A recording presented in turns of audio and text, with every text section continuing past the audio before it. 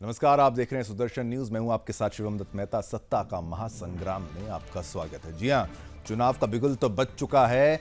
चुनाव बेहद नजदीक है। कहां कहां? जम्मू कश्मीर और हरियाणा में 1 अक्टूबर को हरियाणा में चुनाव है। 4 को मतदान का जो रिजल्ट है, कितना रिजल्ट आएगा उस दिन सामने आ जाएगा। तैयारियां आप सभी पार्टियों ने तेज कर दी है। हरियाणा में विधानसभा चुनाव के ऐलान के बाद पार्टियों की बैठकें भी तेज हो गई हैं। जहां कांग्रेस की बैठक दिल्ली में चल रही है, तो वहीं बीजेपी की बैठक का आज दूसरा दिन है और अभी तक किसी एक पार्टी ने भी अपने उम्मीदवारों की लिस्ट का खुलासा नहीं किया है। सस्पेंस बना हुआ है। कांग्रेस हो या बीजेपी, सब लोग जिताऊ उम्मीदवारों को तलाशने में लगे हैं। वहीं पार्टी के बड़े नेता अपने नजदीकी लोगों को टिकट दिलाने के लिए जी जान से जुटे हुए हैं और आला कमान चाहता है कि वो ऐसे लोगों को टिकट दे जिससे राज्य में सत्ता हासिल की जा सके। कांग्रेस जहां किसानों और खिलाड़ियों के मुद्दे पर बीजेपी को टारगेट कर रही है, तो वहीं बीजेपी अपने विकास कार्यों को लेकर जनता के सामने जा रही है और बीजेपी पूरी कोशिश में है कि उसकी सत्ता बरकरार रहे। वैसे आज की बैठकों में उम्मीदवारों के नाम पर मुहर लग सकती है, तो देखने वाली बात यह होगी कि कौन सी पार्टी सबसे पहले उम्मीदवारों के नाम का खुलासा करती है। इसी खबर पर और ज्यादा जानकारी के लिए हमारे साथ ब्यूरो चीफ भी जुड़ेंगे, हमारे हरियाणा के हरेराम मिश्रा। उनको लाइव भी लेंगे तो हम ये जानेंगे उनसे भी और आपको भी बताएंगे कि हरियाणा की राजनीति में चल क्या रहा है। तो दुष्यंत चौटाला अब की बार किसके साथ है, यही सवाल है महत्वपूर्ण कि भाई जेजेपी किसके साथ चली जाएगी, कांग्रेस का कमबैक हो पाएगा क्या और बीजेपी की हैट्रिक हो सकती है क्या। काफी लोग ये संभावना जता रहे हैं कि ये जो चुनाव है ये काफी जटिल होने वाला है। किसका जो पलड़ा है वो भारी होगा। अभी इसका अनुमान केवल अनुमान ही लगाया जा सकता है। इसका सटीक आकलन करना अभी लगभग असंभव बताया जा रहा है। हालांकि कांग्रेस के लिए कमबैक की ये कोशिश रहेगी, साथ ही साथ बीजेपी के लिए अपनी साख को बचाना, अपनी सीटों को बचाने की एक बड़ी चुनौती देखने को मिलेगी। जो लोकसभा चुनाव के दौरान जो रिजल्ट्स आए थे वो इतने फेवरेबल नहीं थे, वो उनके फेवर में बीजेपी के नहीं थे। उम्मीद नहीं थी कि घाटा ऐसा होने वाला है। तो अब जब विधानसभा चुनाव हो रहे हैं तो क्या उसी तर्ज पर वोटिंग होगी या नहीं होगी, क्योंकि हमेशा लोकसभा की तर्ज से अलग वोटिंग होती है विधानसभा चुनाव की जब बात की जाती है। इंडी गठबंधन पूरे मूड में है कि इस बार हम लोकसभा के बाद हर जगह हमारा जो चुनाव में परफॉर्मेंस रहेगा बहुत बेहतर होगा, अच्छा होगा। लेकिन जमीनी स्तर पर क्या हो रहा है इसी की तो जानकारी लेनी है, इसी की सच्चाई को तलाशना है। तो 1 अक्टूबर को वोटिंग और 4 को रिजल्ट जो है वो आने वाला है। हरियाणा बीजेपी के चुनाव समिति की बैठक का आज दूसरा दिन है। पहले दिन 5 जिलों के उम्मीदवारों के नामों पर मंथन हुआ। आज इस बैठक में राज्य के मुख्यमंत्री नायब सिंह सैनी, प्रभारी सतीश पुनिया, चुनाव प्रभारी केंद्रीय मंत्री धर्मेंद्र प्रधान, प्रदेश अध्यक्ष मोहनलाल बड़ोली सहित हरियाणा बीजेपी के तमाम बड़े नेता मौजूद हैं। और सूत्र ये बता रहे हैं कि अब तक 45 उम्मीदवारों के नामों पर चर्चा हुई है। हरियाणा में 90 विधानसभा सीटें हैं और 1 अक्टूबर को यहाँ विधानसभा के चुनाव होने वाले हैं और ये 90 उम्मीदवारों के नामों पर जो चर्चा हो जाएगी उसके बाद 25 तारीख को बीजेपी केंद्रीय चुनाव समिति की बैठक होगी। इसमें प्रधानमंत्री नरेंद्र मोदी भी मौजूद रहेंगे और सूत्र ये भी बता रहे हैं कि बीजेपी ने इस बार 1 दर्जन अपने विधायकों के टिकट काटने का फैसला किया है कि इस बार सत्ता विरोधी लहर न हो। 2 बार से हरियाणा में बीजेपी सत्ता में काबिज है और तीसरी बार के लिए हैट्रिक के लिए लगातार प्रयास कर रही है। इसी कड़ी को ध्यान रखते हुए नए उम्मीदवारों पर, नए नामों पर भी भारतीय जनता पार्टी विचार कर सकती है। कैमरामैन चंदन के साथ सौरभ तिवारी, सुदर्शन न्यूज, गुरुग्राम। तो चलिए, ये तो हमारे वरिष्ठ संवाददाता सौरभ तिवारी थे। उन्होंने बताया कि भाई टिकट कट सकती हैं। अब ग्राफिक्स देखिए, 1 अक्टूबर को वोटिंग, 4 अक्टूबर को रिजल्ट। तैयार हो जाइए हरियाणा, आपका वोट करने का समय नजदीक आ चुका है। पार्टी सीट 40, बीजेपी की 36% मत प्रतिशत, वोट प्रतिशत। ये आंकड़े देखिए ध्यान से, 2019 का बता रहे हैं। कांग्रेस 31 सीटें, 28% वोट प्रतिशत। 2019 का ध्यान दीजिएगा। जेजेपी किंग मेकर कहा जाता है, 10 सीटों के साथ 14% इसका वोट है, वोट बैंक है। आईएनएलडी, इंडियन नेशनल लोक दल, 1 सीट, 2% वोट, लेकिन ठीक एक सीट भी महत्वपूर्ण होती है। अब बात करें अदर्स भी 8 सीट लेके बैठी है, तो सोचिए अदर्स में भी काफी ताकत है। 14% वोट यहां पर है। जाट जो समुदाय के लोग हैं उनका पॉपुलेशन कितना है? 22% जाट यहां पर। एससी की बात की जाए, एससी वोटर्स यहां पर 21% एससी है, 21%। पंजाबी यहां पर 8% हैं, सबसे ज्यादा जाट, फिर 21% एससी, फिर पंजाबी 8। ब्राह्मण वोटर्स का जो आंकड़ा है वो भी 7.5% का बताया जाता है यहां पर। ये हरियाणा की। अहीर की बात करें 5.14% यहां पर अहीर जाति के लोग हैं। वैश्य के यहां पर 5%। ये जातिगत जो अनुसार, उसके अनुसार जो पॉपुलेशन है वो आपको बता रहे हैं। पुनः जाट यहां पर सबसे बड़े समुदाय के रूप में आप कह सकते हैं। हरियाणा जाटों का यहां पर प्रभुत्व है 22% और एससी का 21% और साथ ही साथ पंजाबी 8%। और आगे बढ़ते हुए बताते हैं 1 अक्टूबर को, पुनः मेन बात यह है कि 1 अक्टूबर को वोटिंग होगी। 90 सीटों की जो किस्मत है, जो वहां पर उम्मीदवार होंगे उनकी किस्मत होगी तय 1 तारीख को जब वोट डलेंगे। और कांग्रेस की भी बैठक, बीजेपी की बैठक, रणदीप सुरजेवाला की तस्वीर आप देख पा रहे हैं और दोनों की तरफ से तैयारियां पूरी तेज। इस बार कांग्रेस आपको थोड़ी कॉन्फिडेंट नजर आ रही होगी क्योंकि 2014 तो बिल्कुल ही बहुत टफ था इनके लिए, उस समय का जो दौर, उसके बाद का जो दौर रहा है पूरा 2019 का भी लगभग मुश्किल था। लेकिन अब इनको उम्मीद है कि इस बार कुछ नया होने वाला है। तो क्या कुछ नया होगा या नहीं होगा? किसका प्रभुत्व रहेगा? जेजेपी जो है वो किंग मेकर खुद को कहती है कि भाई अगर एक बहुमत किसी पार्टी का नहीं आया तो जेजेपी जो है वहां पर किंग मेकर बन जाती है, लेकिन वो भी साथ नहीं। अब कैसे जो है रास्ता पार होगा, नैया पार होगी, चाहे बीजेपी की चाहे कांग्रेस की बात की जाए, यही बड़ा प्रश्न चिन्ह है, यही बड़ा सवाल है। हरियाणा में अब की बार किसकी सरकार होने वाली है, इसी पर सभी नजरें टिकाए हुए हैं। दोनों तरफ बैठकों का दौर जारी है और जैसा कि हमारे जो वरिष्ठ संवाददाता सौरभ तिवारी ने कहा था, और ये लीजिए कुमारी सैलजा की भी तस्वीर देखी है, लेकिन वरिष्ठ संवाददाता सौरभ तिवारी की तरफ से जो कहा गया कि कई विधायकों का पत्ता भी कट सकता है, उनको दोबारा वापस इसीलिए टिकट ना दिया जाए क्योंकि एंटी इनकम्बेंसी एक बहुत बड़ा रोल प्ले करता है। एंटी इनकम्बेंसी मतलब जो मौजूदा सरकार है उसके खिलाफ जनता का जो है एक मन बन जाता है, काफ़ी लंबा समय हो जाता है, रोष होता है, नाराजगी होती है। तो उससे निपटने के लिए भी बीजेपी ने तैयारी कर ली और फिर पीएम मोदी के साथ भी जो बैठक होगी उसमें भी अहम फैसले ले लिए जाएंगे। 25 तारीख की बात जैसे कही गई थी।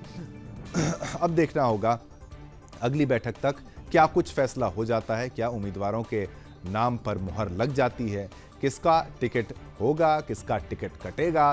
कुछ ही दिनों में ये सब कुछ साफ हो जाएगा। लेकिन अब सबसे नजदीक चुनाव जम्मू कश्मीर के साथ साथ एक हरियाणा का चुनाव है। 1 अक्टूबर का दिन है, 90 सीटों की लड़ाई है।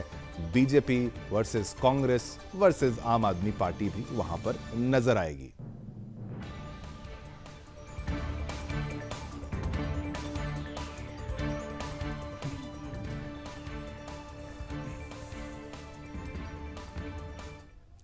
तो चलिए किसको टिकट मिलेगा, किसका टिकट कटेगा, इस तरीके जो बात है इस पर क्लैरिटी लेते हैं। और चुनाव के लिए मीटिंग्स का जो दौर जारी है, इस पर अधिक जानकारी देने के लिए हमारे वरिष्ठ संवाददाता सौरभ तिवारी हमारे साथ इस वक्त लाइव हैं। सौरभ जी, जब मैं आपसे ये पूछूं कि आपका हमने जो वॉक थ्रू देखा था उसमें आपने बताया था कैसी तैयारियां चल रही हैं, टिकट काफियों के कट सकते हैं, नयों को मौका मिल सकता है, पीएम मोदी भी रहेंगे बैठक में आने वाले दौर में, तो अब क्या कुछ बड़ा होने वाला है? बीजेपी को एड़ी चोटी का जोर लगाना पड़ेगा इस बार अपनी सीट्स को बचाने के लिए, और जेजेपी का भी पता नहीं साथ दे या ना दे। सौरभ तिवारी क्या कहना चाहेंगे? जी देखिए, जाहिर सी बात है किस तरह से जो बैठक है, बैठकों का जो दौर है मेहता साहब, वो बैठकों का दौर जारी है। और कल भी बैठक हुई थी और आज भी बैठक चल रही है, और जिसमें बैठक में जो केंद्र सरकार से मंत्री हैं, चुनाव के प्रभारी हैं धर्मेंद्र प्रधान, वो इसमें बैठक में मौजूद हैं, और जो मुख्यमंत्री हैं नायब सिंह सैनी, वो बैठक में मौजूद हैं। तो जाहिर बात है जिस तरह से हरियाणा में 90 सीटों पर विधानसभा के चुनाव हो रहे हैं 1 अक्टूबर को, तो भारतीय जनता पार्टी खूब खूब कदम रख रही है, और खासतौर से एंटी इनकम्बेंसी जिन विधायकों। हमने देखा कि आपकी पार्टी से कुछ लोग, कई लोग एक्चुअली छोड़ के गए, किरण चौधरी जी अभी छोड़ के चले गई। आपको लगता है इससे कोई फर्क पड़ेगा? ये तो देखा है, ये देखा है उस पार्टी से कितने हैं हमारे पिछले 30 साल में 45 x-MLA x MP sitting MP वो नहीं दिखाई आपने, वो दिखाई नहीं दिया आपको। अब वो दिखाई नहीं दिए क्या? नहीं। आप एक आंख बंद करके सोचते हो आप क्या क्या करेंगे? तो हुड्डा जी, आप अब आपको क्या लगता है कि कितना वोट शेयर आपका आगे रहेगा इस बार? आपको कितनी सीटें आ रही हैं? कांग्रेस भारी सरकार में और आपको लगता है पैन हरियाणा ये अपील है इस समय, क्यों नहीं है? या कुछ एरिया स्पेसिफिक? कांग्रेस पार्टी पूरे देश में है, हरियाणा में क्या है? तो अभी राहुल गांधी जी भी वहां पे आगे कैंपेनिंग करेंगे, तो अभी क्या आपका प्लान रहेगा आगे? आपका कैंपेन का क्या प्लान रहेगा? आप सब क्या आप लोग किस तरह से प्लानिंग कर तो रहे हैं? हमारी स्कूटनी कमेटी की मीटिंग शुरू होगी, टिकटें बटेंगी और उसके बाद अपना चल ही रहा, हमारा कार्यक्रम चल ही रहा है। तो आप बीजेपी को कोई चैलेंज नहीं मानते हैं इस समय? नहीं, मुकाबला कांग्रेस और बीजेपी में है, तो हुड्डा वर्सेस हु? लेकिन सरकार कांग्रेस की बनेगी। तो ये यहां पर हुड्डा जी कह रहे हैं कि भाई कांग्रेस वर्सेस बीजेपी के बीच में लड़ाई है, लेकिन बाजी कांग्रेस मारेगी। सौरभ, आपको हमें बीच में रोकना पड़ा क्योंकि ये स्पेशल बाइट आ रही थी, हमने इनको दिखाना था। आप कंटिन्यू करिए। और ये जो कॉन्फिडेंस इनका बताया जा रहा है, तो इनको भी सवाल पूछा गया कि भाई किरण चौधरी साथ नहीं है, जो पार्टी छोड़कर जा रहे हैं उनका क्या, और आने वाले समय में ये भी बताया जा रहा था सौरभ कि काफी समय से ये कि भाई क्या कुमारी सैलजा इनके साथ हैं, क्योंकि उनका भी एक विरोध देखने को मिला था। क्या उनको साथ लेकर चला जा रहा है, नहीं चला जा रहा है? फिर बीच में तस्वीरें आती हैं कि नहीं भाई सबको इस साथ है। आपकी क्या टिप्पणी रहेगी? जी देखिए, मैंने बताया आपको कि कल जो बैठक चली और 25 तारीख को बीजेपी चुनाव समिति की बैठक होने वाली है। और यहाँ से जो नाम जाएंगे, 3 नाम बताए जा रहे हैं, वो जाएंगे, वो उस बैठक में तय होंगे। शाम 7 बजे बैठक है, उसमें प्रधानमंत्री नरेंद्र मोदी, बीजेपी अध्यक्ष जगत प्रकाश नड्डा, अमित शाह और तमाम जो हरियाणा के जो नेता है बात है कि भारतीय जनता पार्टी ने जो सर्वे कराया है हरियाणा से हुआ है, केंद्र सरकार ने भी भारतीय जनता पार्टी ने अपना सर्वे कराया है। तो सर्वे में जिस नाम पर मोहर लगेगी, जिस नाम को लोकप्रियता मिलेगी, उसी नाम को टिकट मिलेगी। और ये जिस तरह से इस बार लड़ाई है, काफी दिलचस्प लड़ाई चल रही है बीजेपी और कांग्रेस के बीच। बिल्कुल। और ये बात आपने बहुत अच्छी कही सौरभ की, एक सर्वे पार्टी की तरफ से कराया जा रहा है, उस पर जिस नाम पर मोहर लगेगी तो बीजेपी फूंक फूंक कर कदम रख रही है, सोच समझकर ही विचार किया जाएगा। जम्मू कश्मीर में विधानसभा चुनाव की तारीखों का ऐलान हो गया है। 3 चरणों में चुनाव है। 1 तारीख को आखिरी जो चरण है उसमें जो चुनाव होगा, उसी में हरियाणा का भी चुनाव होगा। 4 को रिजल्ट आएगा, यानी कि उसमें यह पता लगेगा, काउंटिंग होगी, किसको कितने वोट मिले हैं। ऐसे में सभी पार्टियां अपने अपने चुनावी तैयारियां जो हैं वो पूरे जोर शोर से कर रही हैं। तैयारियों में हर पार्टी जुट चुकी है। बीजेपी ने अभी तक अपने उम्मीदवारों के नाम का खुलासा यहां भी नहीं किया है।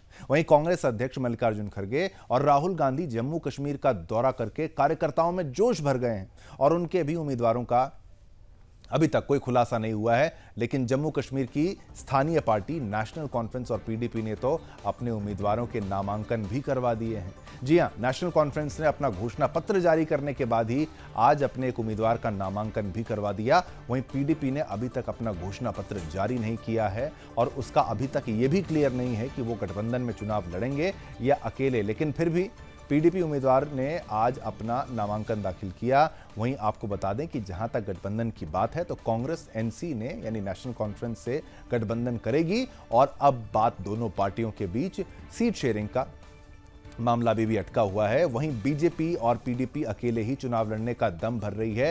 देखने वाली बात यह होगी कि अब क्या सच में जो समीकरण भी दिख रहे हैं वैसा होगा, पार्टियां उसी पर आगे बढ़ेंगी या कुछ नया करने की तैयारी पर हैं, अब ये समय बताएगा। लेकिन अधिक जानकारी के लिए, जो जमीनी हालात हैं उनको जानने के लिए रोहिल हमारे साथ इस वक्त जम्मू कश्मीर से लाइव जुड़ चुके हैं। रोहिल, अपडेट आए दिन कोई ना कोई नया आता है। अब कांग्रेस एनसी साथ हैं, उनका चुनावी दौरा राहुल गांधी का, मल्लिकार्जुन खड़गे का किस तरीके से रहा? क्या वाकई वहां पर वो जोश भर पाए कार्यकर्ताओं में या फिर नहीं, उतना अभी दम नहीं भर पाए हैं? मौजूदा स्थिति को समझाते हुए, सारी बातों को समझाते हुए आप विस्तार से समझाइएगा। हम कनेक्ट करेंगे रोहिल बशीर के साथ, लेकिन 10 साल बाद सोचिए। मैं आपको चलिए ग्राफिक से समझाता हूं क्या है। 2014 जम्मू कश्मीर विधानसभा चुनाव। जम्मू कश्मीर में कब क्या हुआ? पीडीपी बीजेपी गठबंधन की सरकार, पीडीपी यानी महबूबा मुफ्ती और बीजेपी एक साथ। पीडीपी बीजेपी सरकार गिर गई 2018 में। 10 साल बाद चुनाव इसलिए कह रहे हैं, 2014 के बाद अब 2024 में, 2019 में जेएनके से 370 को हटा दिया गया। पहले ही टेम्पररी प्रोविजन था लेकिन इतना लंबा चला। 2021 में राजनीतिक दल के नेता नजरबंद कर दिए गए। नजरबंद यानी घर में कैद।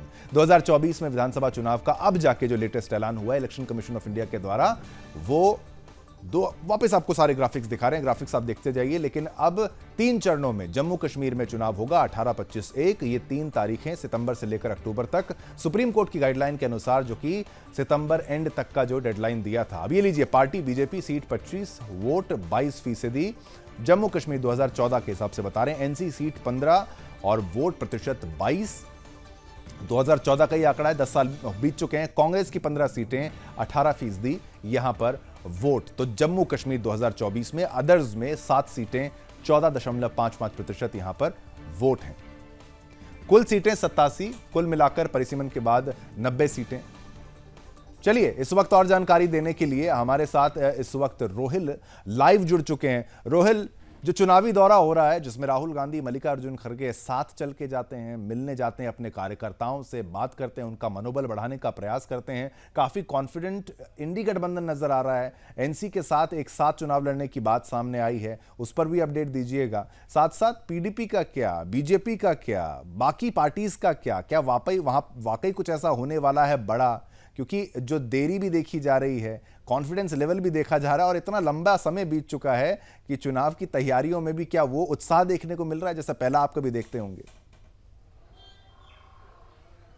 देखिए, अगर उत्साह की बात करें, जैसा हम पहले देखते थे 2014 से पहले, क्योंकि 2014 में विधानसभा चुनाव हुए थे, 10 साल पहले की अगर बात करें तो जिस तरीके की गहमा गहमी जम्मू कश्मीर में चुनावों से पहले देखती थी, जब भी कोई विधानसभा का चुनाव होता था तो काफ़ी ज़्यादा गहमा गहमी जो है वो देखने को मिल रही थी। लेकिन आज 10 सालों के बाद जैसा कि चुनाव हो रहा है, हर कोई समुदाय के लोग जो है काफ़ी ज़्यादा खुश नज़र आ रहे हैं, लेकिन देरी काफ़ी ज़्यादा हो रही है। जैसा कि बीजेपी की आपकी हमने बात की, तो बीजेपी की तरफ से अभी तक जो है जो कैंडिडेट्स का ऐलान जो है वो अभी तक नहीं किया गया है। हालांकि नामांकन भरने की आखिरी तारीख जो है वो 27 अगस्त को है, और इसमें अब कुछ ही दिन बचे हैं, और फिलहाल बीजेपी ने अपना जो कैंडिडेट्स का लिस्ट है वो अभी तक जारी नहीं कर दिया है। साथ साथ नेशनल कॉन्फ्रेंस की बात करें तो नेशनल कॉन्फ्रेंस और कांग्रेस के बीच जिस तरीके से गठबंधन की बात जो है राहुल गांधी ने की थी, डॉक्टर फारूक अब्दुल्ला ने की थी, लेकिन मेरे पास सूत्रों से ये खबर है कि उस गठबंधन में इस वक्त कहीं ना कहीं बहुत बड़ा घमासान जो है अंदर से चल रहा है। बिल्कुल रोहिल, जो अपडेट्स आप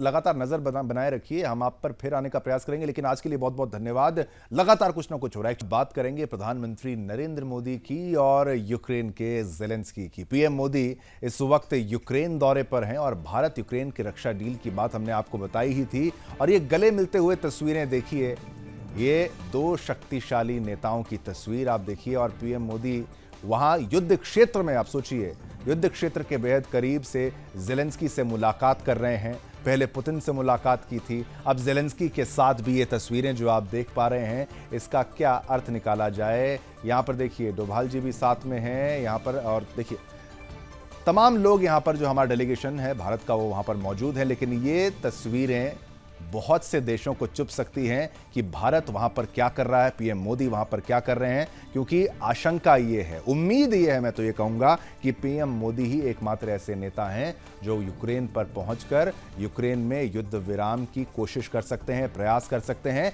क्योंकि केवल ज़ेलेंस्की और पुतिन दोनों की बात अगर की जाए तो मोदी ही एकमात्र ऐसे नेता हैं जो दोनों को आंख में आंख डालकर मना सकते हैं, अपनी बात कह सकते हैं। जहां भी पीएम मोदी जाते हैं, चाहे बच्चों का मामला हो, चाहे बमबारी का मामला हो, स्कूल में बॉम्बिंग हो, हर जगह पुरजोर तरीके से पीएम मोदी ने अपनी बात रखी थी। और ज़ेलेंस्की को अपने मंत्रियों से मिलाते हुए यहां पर प्रधानमंत्री नरेंद्र मोदी, और ये भव्य तस्वीरें आप देख सकते हैं, ये भारतीय झंडा पीछे आप देख सकते हैं, यूक्रेन का झंडा देख सकते हैं। यहां पर पीएम मोदी और ज़ेलेंस्की एक साथ लंबे समय से युद्ध के दौर के बीच में रह रहा यूक्रेन, युद्ध की मार झेल रहा यूक्रेन, अब ये आस जताई जा रही है, जो भारतीय समुदाय भी वहां पर मौजूद है, उनको भी आशा है पूरी कि पीएम मोदी ही एकमात्र ऐसे वर्ल्ड लीडर हैं जो युद्ध को रुकवा सकते हैं। आशंका पहले से, उम्मीद पहले से जताई जा रही थी ऐसा होगा, लेकिन एक साथ बैक टू बैक पुतिन के साथ मिलना और ज़ेलेंस्की से मिलना, बड़ा संदेश सामने आता है। पुतिन को ऐतराज होगा क्या, देखने वाली बात है। तो इस तस्वीर से मैं ये जानता हूं कि चीन को मिर्ची जरूर लगेगी, अमेरिका तक को मिर्ची जरूर लगेगी, लेकिन भारत का काम ये है कि दुनिया में प्रेम का संदेश दिया जाना चाहिए। आज्ञा दीजिए मुझे, शिवम दत्त मेहता और मेरी पूरी टीम को, और मेरी पूरी टीम की तरफ से आप सभी को जय हिंद।